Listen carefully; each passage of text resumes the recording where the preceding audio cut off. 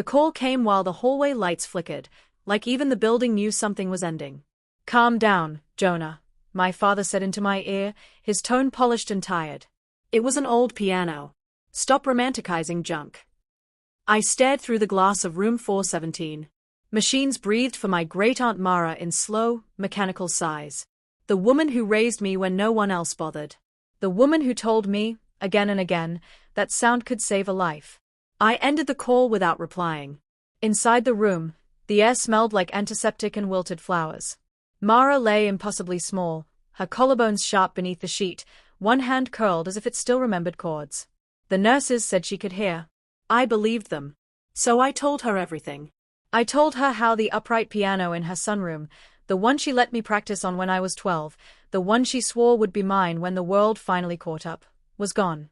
I told her how my parents sold it quietly, how the money didn't go toward her care, how it became a pearl-white coupe for my cousin Lena, complete with a bow on the hood and a champagne toast in their driveway. I expected tears. Instead, Mara smiled. "Just barely. Get my lawyer," she whispered. That was the first time I understood that justice doesn't rush. It waits. When I was a kid, that piano was my shelter. I'd play while my parents argued about practicality, about why I was obsessed, about how art didn't pay rent. Mara would sit nearby, pretending to read, correcting my posture with a tap of her cane. "This instrument listens back," she once told me. "If you're honest with it, it'll be honest with you." I took that seriously. Music school. Teaching gigs. Midnight practice sessions in borrowed rooms. I didn't chase approval. I chased resonance.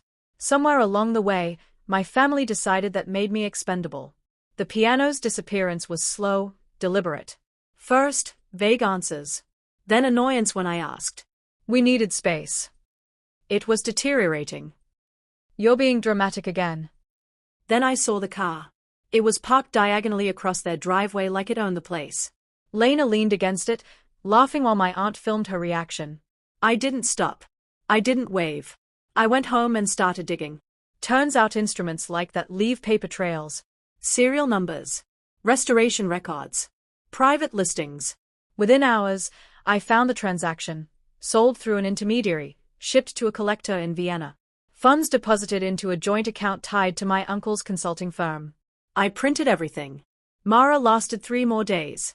In that time, she rewrote history. Her estate was restructured into a trust so tight it might as well have been welded shut. Properties, investments, art. Everything redirected. My parents weren't disinherited in anger. They were excluded by design. The piano was documented as a promised asset, supported by witnesses, recordings, and letters she'd written years earlier and never sent. The sale was classified as unauthorized. The lawsuit was filed the morning after her funeral. They didn't see it coming. The car was repossessed within weeks. Then came the penalties. Then the audits. Then the clients quietly backing out of contracts. Trust evaporates fast when theft is involved. The confrontation happened in a grocery store parking lot. My uncle stormed toward me, red-faced, hands shaking. "You could have talked to us," he said. "You didn't have to burn everything down."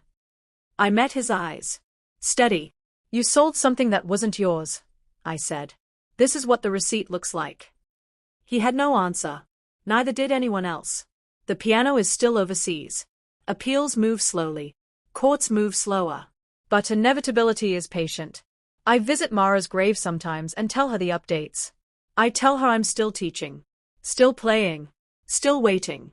She was right. Every sound resolves eventually. And when that piano comes home, it won't just be wooden keys. It'll be proof that belief leaves a paper trail, and betrayal always signs its own name.